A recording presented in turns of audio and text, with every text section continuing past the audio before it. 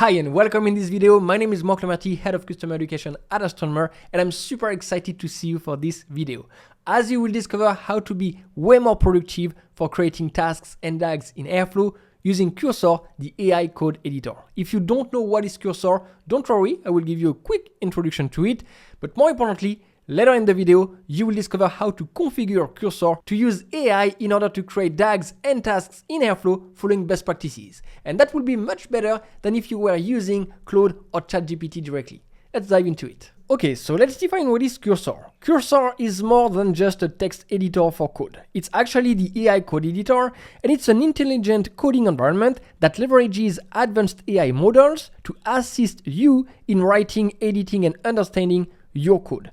So you can think of it as like a coding partner that knows your code. But let me show you some of the features of Cursor. The first one is Tab. So Tab is a powerful autocomplete that predicts your next edit. So once enabled, which is the case by default, it is always on and will suggest edits to your code across multiple lines, taking into account your recent changes. So it's much more than just a simple code completion. It's a smart code completion, and as you will discover, it works pretty well. In addition, you have the chat, which is the AI assistant for coding queries. So the chat lets you talk with an AI that sees your code base, and the chat can always see your current file and cursor, so you can ask it things like, is there a bug here? And you can add particular blocks of code to the context, and this is where the power of Cursor is, in my opinion. You can reference a file in the chat, as you can see here. You can reference your entire code base if you want to know something about it, like, hey, how this feature works in my code. Then you can reference the web as well. If you want to get up-to-date information from the internet, you can do that. You can use online documentation. As you will see later, we will use the online documentation of Airflow and Astronomer to create better data pipelines and tasks. So there are many things that you can add in the chat to enrich the context of your prompt using Cursor by referencing your code or external resources. Then you have what I love, Agent. Agent in Cursor, which is called Composer, can complete tasks end to end. So for example, if you want to create a data pipeline, you can use Composer for that. You will just ask for it, and then the agent will create the data pipeline following your requirements. There are many other features that I strongly recommend you to take a look at. Again, Cursor is very powerful, as you will discover later in this video. If you want to use Cursor, you don't have to pay for it. There is a free tier, and actually you have a pro 2-week trial. So I recommend you to try Cursor for free, and if you love it, go with the pro version. It's worth it in my opinion. That being said, now it is time to configure Cursor specifically for Airflow and create our first data pipeline using AI. Oh, and by the way, even if you don't use Airflow, I'm pretty sure you will find some useful tips about Cursor. So let's dive in. Okay, first, let's create a Python project using UV, which is an extremely fast Python package and project manager, much better than pip or poetry. So for that, in your terminal, you can type UV, init, and let's say YT Cursor Airflow. As you can see, now we have the project. You can go into it. And then you need to open Cursor from here. So obviously you have to install Cursor first. And as soon as you do that, you can open Cursor and you will land on the following window. That looks pretty much like Visual Studio Code. And this is normal because Cursor is a fork of Visual Studio Code. So if you are familiar with Visual Studio Code, you should not be lost. As we used UV to create the project, we have some files on the left. You can remove hello.py as we won't use it. Then let's open a terminal. And as you can see, we are in a Git repo. This has been created for us using UV. And the next step is to create a Python virtual environment. It's always a best practice to avoid messing up with existing Python environments on your local machine. For that, type UV and venv. And now we have this new folder corresponding to the Python virtual environment. And you can use it by clicking yes. And you just need to restart this terminal as shown right here. So let's restart the terminal. And now we are inside the Python virtual environment. All right, so now let's configure Cursor for Airflow. And the first step is to go to Cursor and then Settings and Cursor Settings. Here you go to Models, and here is the list of all the models you can have access to. In order to access some of them, you will need to have an API key. If you use the Pro version, you don't have to use any API keys as they are part of the subscription. So we have access to a bunch of models, for example, Claude 3.5, GPT-4o, O3 Mini, and so on. So now let's go to general. An important concept to understand with Cursor is the concept of rules. So you can think of rules as instructions or system prompts for LLMs. They help you to control the behavior of your underlying models. And they are super important because ultimately the output of your model will be guided by those rules. So let's see the first set of rules that you can define. In general, under Cursor settings, you have the rules for AI. And those are the global rules. They will be carried over to every project you create with Cursor. They will be shown to the model each time you have a chat with it. So, as you can see here, I have a bunch of rules. For example, always add debug logs and comment in the code for easier debug. Every time you choose to apply a rule in this folder, explicitly state the rule in the output. Refer to tools.md for the tools we will be using. Then refer to project structure to know the project structure and update it with your updates. And finally, follow the general implementation styles and guidelines in the rules.md file. We are going to create those files, tools, project structure, and rules in a few minutes, but those files are the files that I create for every Cursor project. Last but not least, you should not be project specific in the rules for AI. For example, let's say you are working on a front-end project. You should not say to the AI that the AI is a front-end engineer expert, because if you use Cursor for another project that is completely different, like a back-end project or a data engineering project, the AI will still believe that it is a front-end engineer expert, and you might have some weird outputs. So keep in mind that those rules are applied globally. As a best practice, I recommend you to tell to your AI that you want it to be concise, because long outputs are not only costly, remember that model APIs charge per token, but they also increase latency. With that, let's create tools, project structure, and the rules files. So for that, on the left, create a new file, tools.md for markdown file, and the content of that file is this. You will find the files in the description below under the video. Then let's create rules.md with the following content corresponding to rules with descriptions, a good example and a bad example for every rule.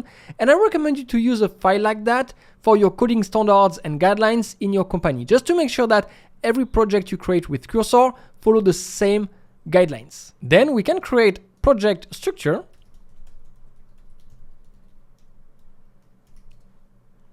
that will describe some of the files and folders that we have in our project. And that will help the AI to know where to put some files in our project. For example, with Airflow, we have the DAGs folder.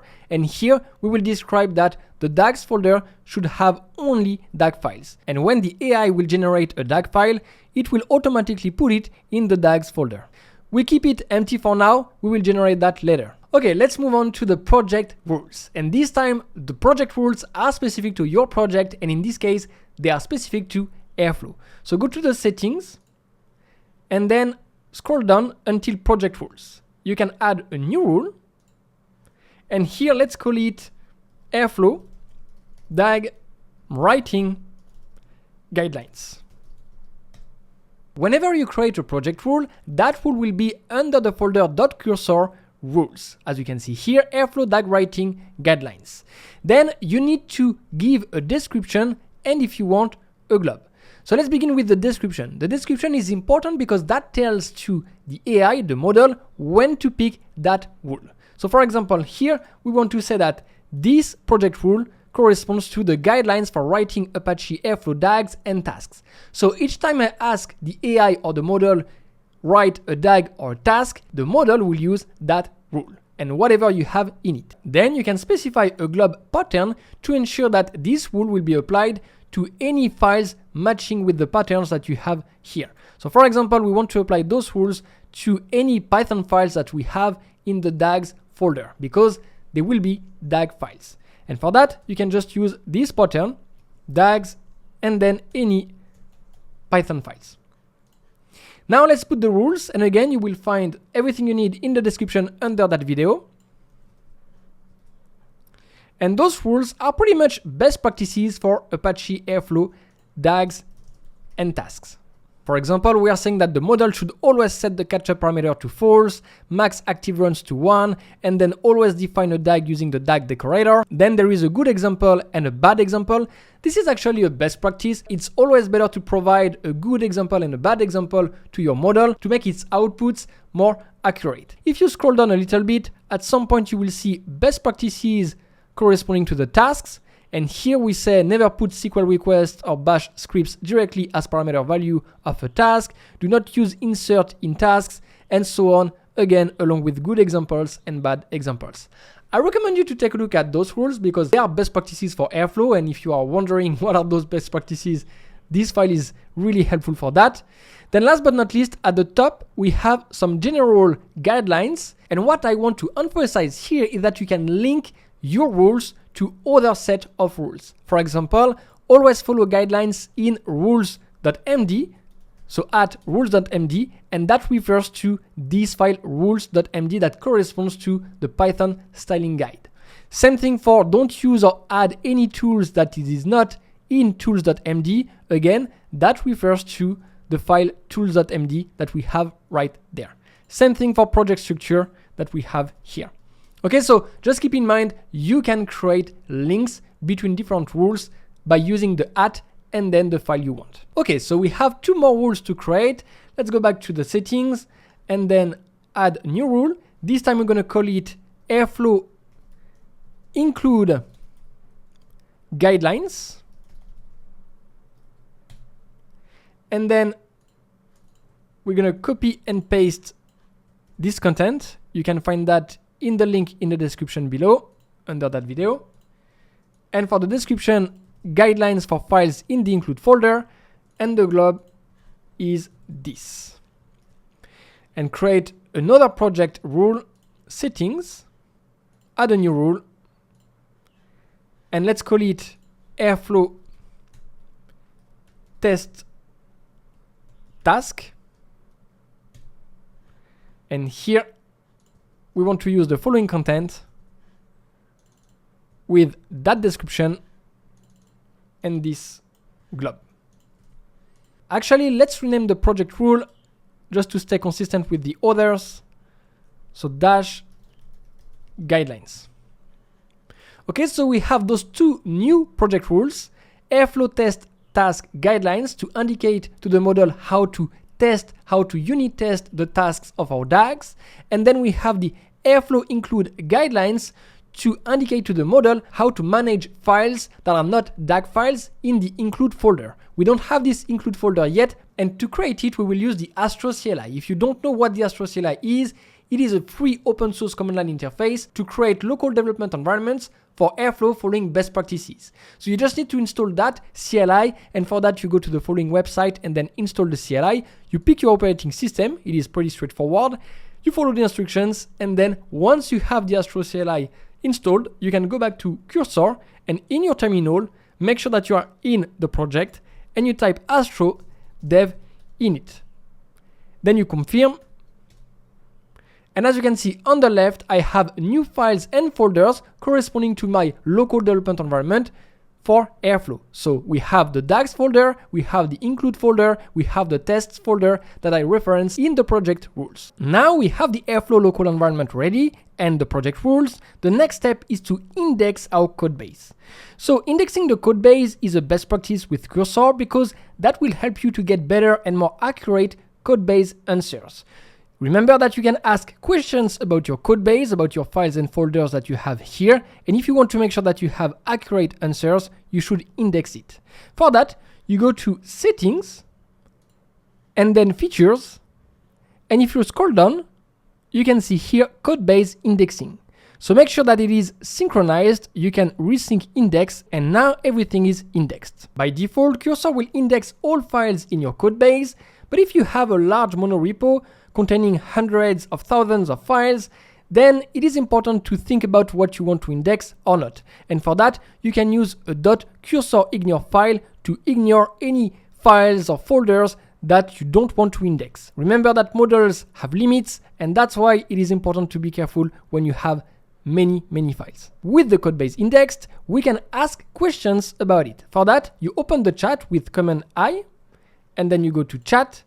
And here, let's say you want to know what DAGs are in the DAGs folder. Tell me what are the DAGs in the, and then you use the @ symbol, DAGs folder right here. And the @ symbol allows you to add context to your query. So in that case, we reference the DAGs folder here. So let's hit enter and see what we get. And as you can see, based on the provided code snippets, there is currently one DAG in the DAGs directory, and you have the DAG with some key features and so on. So this is super powerful, especially when you have a large code base. If you want to ask more general questions about your code base, like, hey, how this file work with this one, you can reference your entire code base in the chat as well in your prompt, just by using the @codebase like that. For example, you might have multiple DAGs that depend on each other and you want to know why they depend on each other, what are the dependencies, data sets used, and so on. You can do that with @codebase. Another cool feature that I recommend you to use is the docs. So you can index online documentations. For example, let's say you want to add the Airflow documentation, you click on add new doc, and then you paste the link of the Airflow documentation, you hit enter, and then you confirm. And as you can see, Cursor is indexing the Airflow documentation. That means you will be able to add the Airflow documentation as a context of your prompt in order to write your data pipelines, tasks, or even ask questions about the documentation. I recommend you to add the Astronomer documentation as well, as we have many best practices around Airflow in it, like that. And again, you just need to confirm, and Cursor is indexing the Astronomer documentation. If you want to use the documentation in your prompt, it's pretty simple. You just need to use @ and then docs, and you select the documentation you want to use, let's say Airflow, and just like that, you can see at the top that you are using the Airflow documentation as a context of this prompt. So you can ask a question about, let's say, I want to know more about the object storage API of Airflow. If you hit enter, the model will look into the Airflow documentation to give you a better accurate answer. That's what you can see here, right? You can see the different pages, and now you are getting the output based on the official Airflow documentation. So this is super powerful. All right, for the last part of this video, I would like to show you how to write your data pipelines using the project rules that we have created earlier and the AI agent. So for that, you go to Composer, and here you can select the model you want to use. I recommend you to use Claude 3.5, but feel free to try any other models you want. Then make sure that you select agent and not normal. For some reason, based on my experiments, if you use normal, Cursor doesn't use the rules that you have right there. So you have to pick agent. And now you can ask the agent to do anything you want. And in that case, we want to create our first data pipeline with it. Remember that communicating with AI is the same as communicating with humans. Clarity helps. Explain without ambiguity what you want the model to do. And that means you should not ask everything in a single prompt. Try to divide your task in subtasks. That will help the agent to better what you want it to achieve. For example, here we can ask the agent to create a data pipeline, cocktail, with no tasks. So here I just want to define the DAG first with the recommended parameters as described in the DAG writing guideline rules. And also something that I like to add to every prompt that I make is this: plan your work first, do not implement the solution yet. So let's hit enter, okay? So you can see that the agent has listed the directory and it picked the Airflow DAG writing guidelines. And finally, we have the plan for creating the cocktail data pipeline with the location, the data structure. Following the guidelines, we will use the DAG decorator, catch up to false, max active runs, and so on, and the initial setup. One thing that I like to do after the planning is to use that prompt so that the agent will ask me any questions that can help to fine-tune its planning. So let's see what we got. Alright, the model is asking if we want to change the schedule, if we can give the main purpose of this cocktail DAG for the description parameter, the environment, if this pipeline will need any specific environment variables, the logging level, as well as some tags. So let's give a very straightforward answer. Alright, let's see the answer. So you can see DAG structure updates. Tags will be YouTube and the name of the project. Description will be fetches cocktail data from an API and stores it in a Postgre database, the initial setup, as well as future considerations. Last but not least, one prompt that I love to use is the following one, where I ask the model to proceed, but first it has to create a to-do list MD file with checkboxes and list all the tasks it needs to complete based on its plan and the initial query. So the idea of creating that file is to keep track on what the model does and version that file. So if we need to come back at some previous tasks, we can do it easily. So let's submit that and see what the agent does. Okay, so I will create a to-do list file to track our immediate tasks. And as you can see, we have a new file here, to-do list. Okay. Now it is creating the cocktail DAG. Now it's going to update the project structure file that we have created earlier. And finally, it updates the to-do list file. If you carefully take a look here, we can see the files that have been created or updated. Let's open to-do list. And here we have the tasks that the model has completed: create cocktail DAG file, add required imports, configure basic DAG structure, and the documentation. So that's why I love using a file like that. I can exactly know what the model did. And again, if I want to go back to a previous task, I can do that easily. Also, if we open the folder DAGs, we have a new DAG, cocktail DAG. And you can see that the cocktail DAG uses the DAG decorator with the following description: schedule to none, catch up to false, max active runs to 1, the default args with retries to 2, and DAG run timeout to 30 minutes. So basically, this DAG follows exactly the best practices that I've put in my project rule right here. So that's the beauty of using project rules. And we have the project structure with DAGs/cocktail, and again a description of what that DAG does. So let's accept all the modifications, and just like that, you have successfully created your first DAG using your project rules and the agent in Cursor. Now let's create one task in this DAG to see how it works. So back to the agent, we can ask create a task that fetches a cocktail from this API. And here you can paste a link. And as you can see, this link has been added as a context of your prompt. We want the AI to plan the work first. Do not implement the solution yet. Let's hit enter. Okay, so again, it is updating the to-do list for this specific task. Then based on the Airflow DAG writing guidelines and our needs, we have the following plan. So the task design, we will use the task decorator following the guidelines. Task will be idempotent, which is great. API handling for this endpoint. The data structure, we will return a dictionary with cleaned and validated cocktail data, and then some error handling, which is nice. Let's ask if the model needs any questions to fine-tune the planning. Okay, so we have data selection. Looking at the API response, there are many fields available. So do we want to store all available fields or store only specific fields? Let's say specific fields such as ID, drink, str, drink, and let's say str instructions.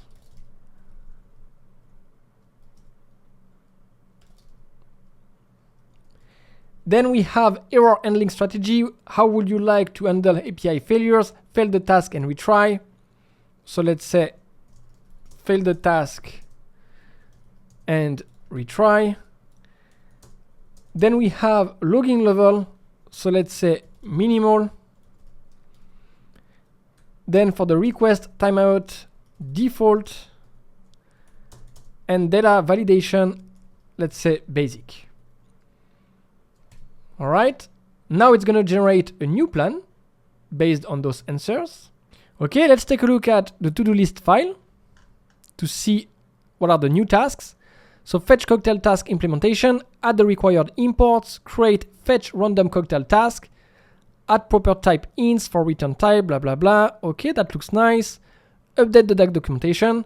So let's say you can proceed. All right, so now the agent is implementing the plan by first updating the imports and then creating the task. So let's wait.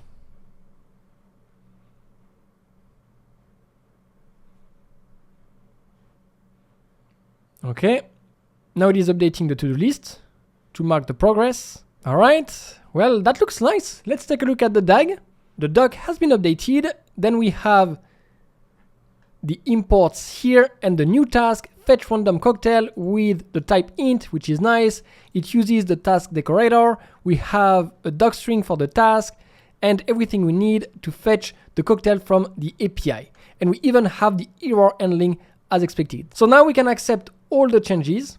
And that's how you can create a task using Cursor, your project rules, and the agent. And as you can see, the code quality is pretty high. If you try to generate the same DAG and task in ChatGPT or Claude directly, you won't get that code quality. In fact, it won't be that great, but because we are using Cursor and we can add our project rules, the Airflow documentation, and additional AI rules to enrich our prompt, that gives us a solid code that we can use in production.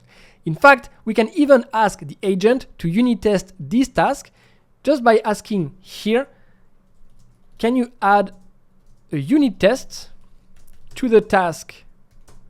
And here I can reference that task directly. So fetch random cocktail. And as you're gonna see, the agent will create the test, update the to-do list. Then you can see that now it picked the Airflow test task guidelines. And now it is creating the tests, as you can see here. So if you open the tests folder, you have a new test cocktail DAG, with the test for the task. That's it for this video. Cursor is very powerful. I use it daily because we have those project rules, the Airflow documentation and so on. We can create high quality data pipelines and tasks. That's why I love to use this tool. Feel free to share in comments below if you have any rules that you think would be nice to add. And if you enjoyed that video, please subscribe, like the video, and I see you for another one. Take care.